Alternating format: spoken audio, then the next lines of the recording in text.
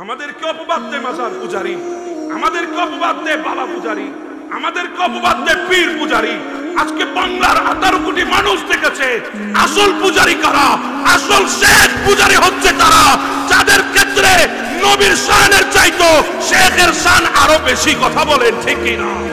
এইবারের বাংলাদেশকে কোরআন ও সুন্নাহ দিয়ে পরিবর্তন করতে হবে। কথা কোন ঠিক কি না? এই কোরআন ও সুন্নাহর মাধ্যমে যদি বাংলাদেশকে যদি পরিবর্তন করা লাগে, তাহলে এই বাংলার বুকে শাহজালালের উত্তরসূরিদেরকে বাংলাদেশের হাল ধরতে হবে। কথা বলেন ঠিক কি না?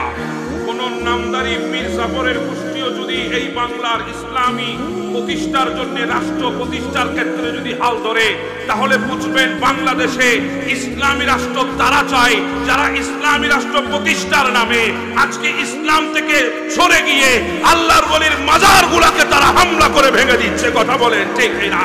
আমি এই ধরনের ইসলামী রাষ্ট্র চাই না যে ইসলামী রাষ্ট্র প্রতিষ্ঠা করতে গিয়ে আল্লাহর মসজিদে জুতা নিক্ষেপ করতে হয়। আমি এমন ইসলামী রাষ্ট্র চাই না যে ইসলামী রাষ্ট্র প্রতিষ্ঠা করতে গিয়ে আল্লাহর ওলির মাজারগুলোকে ভাঙতে হয়।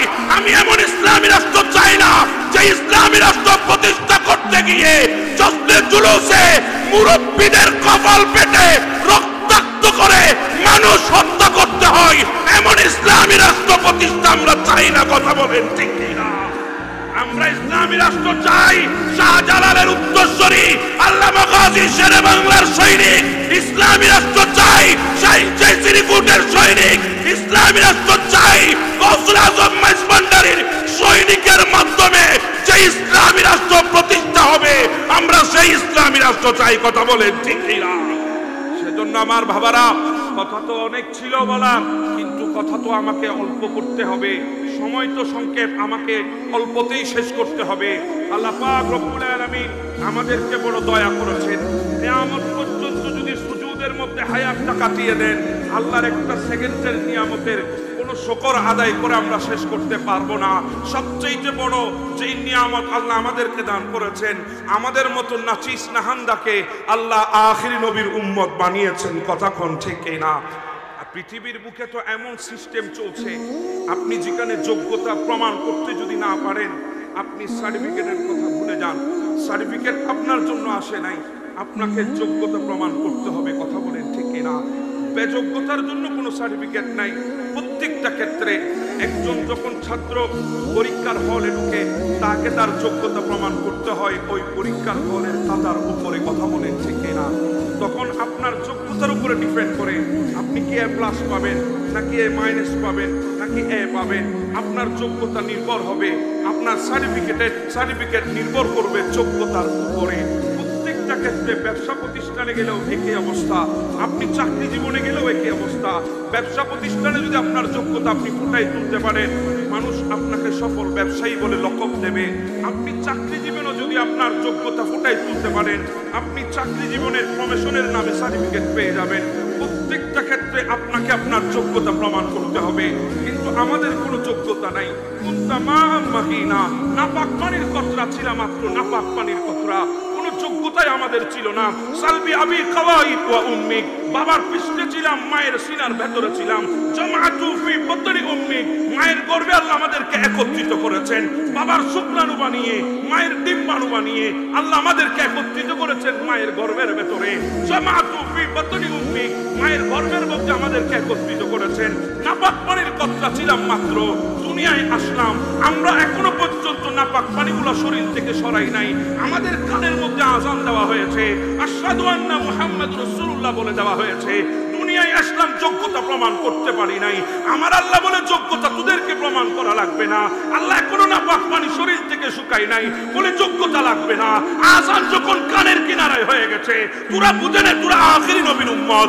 আর যখন আখিরি নবীর উম্মত হয়ে গেছো, যেই সার্টিফিকেট আদমের উম্মতকে দিই নাই, যেই সার্টিফিকেট নূহের উম্মতকে দিই নাই, যেই সার্টিফিকেট ইদ্রিসের উম্মতকে দিই নাই, যেই সার্টিফিকেট দাউদের উম্মতকে দিই নাই, যেই সার্টিফিকেট সুলাইমানের উম্মতকে দিই নাই, যেই সার্টিফিকেট ইব্রাহিমের উম্মতকে দিই নাই, যেই সার্টিফিকেট ইসমাইলের উম্মতকে দিই নাই, যেই সার্টিফিকেট ইসহাকের উম্মতকে দিই নাই, যেই সার্টিফিকেট মুসার উম্মতকে দিই নাই, যেই সার্টিফিকেট ঈসার উম্মতকে দিই নাই, আমি তোমাদেরকে দিয়ে দিয়েছি। কুনতুম খায়রা উম্মতি, তোরাই হলি পৃথিবীর বুকে শ্রেষ্ঠ উম্মত। সূরা বলেন সুবহানাল্লাহ।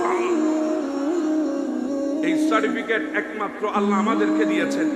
পৃথিবীর বুকে এত আম্বিয়া, এত নবী, এত পয়গম্বর আলাইহিস সালাম দুনিয়ায় তশরিফ এনেছেন, কোন নবীর পয়গম্বরকে আল্লাহ সার্টিফিকেট দেয় নাই। সেজন্য বলছিলাম, ঘাবড়াবেন না জনসংখ্যা দেখলে, ঘাবড়াবেন না প্যান্ডেলের পরিধি দেখলে, ঘাবড়াবেন না বক্তার টাইটেল দেখলে। কথা কোন ঠিক না? আমাদেরকে তো বলে মাজার পূজারি, আমাদেরকে অপবাদ দেয় মাজার পূজারি, আমাদেরকে অপবাদ দেয় বাবা পূজারি, আমাদেরকে অপবাদ দেয় পীর পূজারি। আজকে বাংলার 18 কোটি মানুষ দেখেছে আসল পূজারি কারা, আসল শেখ পূজারি হচ্ছে তারা যাদের ক্ষেত্রে নবীর শানের চাইতো শেখের শান আরো বেশি। কথা বলেন ঠিক না? আর আমরা তো বাবাকে বাবা ডাকা বন্ধ করে দিয়েছি যেদিন থেকে নবীর থেকে আলাদা হয়ে গেছে। কথা বলেন ঠিক না? আমরা তো নিজের মাকে মা বলা বন্ধ করে দিতে পারি যেদিন থেকে মা নবীর থেকে আলাদা হয়ে যাবে। কথা বলেন ঠিক না ঠিক? সেজন্য বলছিলাম, আমরা পূজারি নয়, অপবাদ দিয়েছো। একটা কথাই তো আল্লাহ হাদিসে কুদসির মধ্যে বলেছেন, ওলামা ইকরাম বসে আছেন, আমার উস্তাদ সমতুল্য ওলামা, ইনাদের সামনে কথা বলার মতো যোগ্যতা আমার নাই, এরপরও মুহাব্বতের দাবি নিয়ে দাঁড়িয়েছি। বলছিলাম, আপনার হাদিসে কুদসির মধ্যে শুনেছেন আল্লাহর ওলির বিরুদ্ধে যারা যাবে আল্লাহ তাদের জন্য যুদ্ধ ঘোষণা করে দিয়েছে। এটা তো আমরা দেখেছি হাদিসে মুবারাকা, হাদিসে কুদসির মধ্যে পড়েছি, হাদিসে কুদসির মধ্যে ওলামা ইকরামের সুবহান দিয়ে শুনেছি আমরা কান দিয়ে। কিন্তু সেটার প্রমাণ পেলাম 2024-এ এসে, যখন 2024 সালে আসলো, যারা আমাদেরকে আল্লাহর ওলির পূজারি বলেছে, মাজার পূজারি বলে আমাদেরকে অপবাদ দিয়েছে, আল্লাহ তাদের বিরুদ্ধে যুদ্ধ ঘোষণা করেছে। অপবাদ যখন মাজার পূজারি বলে দিয়েছো, আল্লাহ তাদেরকে মাজার তো দূরের কথা ওই মন্দিরের পাহারাদার বানিয়ে দিয়েছে। কথা বলেন ঠিক না? সেজন্য বুঝতে হবে আমাদেরকে, ভয় পাওয়ার কোনো কারণ নাই। প্যান্ডেলের পরিধি দেখলে চমকাই যাবেন না। হেলিকপ্টার করে আসলে আপনার মাথার কাপ্তারটা লড়াবেন না। আপনি জনপ্রিয়তা দেখে আপনি ভুলে যাবেন না। আমাদের এই হাত যখন আল্লাহর দরবারে উঠবে, আল্লাহর কসম করে বলি, এই হাতের পেছনে আরেকটা হাত আল্লাহর দরবারে উঠে, আপনি এত অসহায় মনে করবেন না আপনাকে। আপনি রসুলে পাকের উম্মত, রসুলে পাকের প্রেমিক, হাত যখন তুলে দিয়েছেন আল্লাহর দরবারে, মনে রাখবেন ওই মদিনায় তৈবা থেকে আরেকটা হাত আমাদের পেছনে উঠবে, রাউজায়ে আতহারের ভেতর থেকে আরেকটা হাত আমাদের পেছনে উঠবে। হ্যাঁ, গুনাহগার আমরা হতে পারি, আল্লাহর দরবারে যখন তওবা করব পেছনে আরেকটা হাত উঠবে। এজন্য তো আল্লাহ বলেছেন, লাওয়াজাদুল্লাহ তাওয়াবার রহিমা। ও নবীর উম্মত, তোদের হাত যখন উঠেছে, তোদের পেছনে যখন মুস্তাফার হাত উঠেছে, যত বড় গুনাহগার হও আমি তোমাদেরকে মাফ করে দিয়েছি, আমি তওবা কবুলকারী হয়ে গেছি। সুবহানাল্লাহ। এজন্য ভয় আমাদের পাওয়ার দরকার নাই। কথা বলেন ঠিক না? ভয় আমাদের পাওয়ার দরকার নাই, কারণ আমাদের ইতিহাস দিবালোকের মতো স্পষ্ট ইতিহাস। আমরা জান দিতে প্রস্তুত তখনও ছিলাম, এখনো আছি। ঈমান তখনও বিক্রি করে নাই আমাদের মুরব্বীরা, আমরাও করব না ইনশাআল্লাহ। কথা বলেন ঠিক না ঠিক?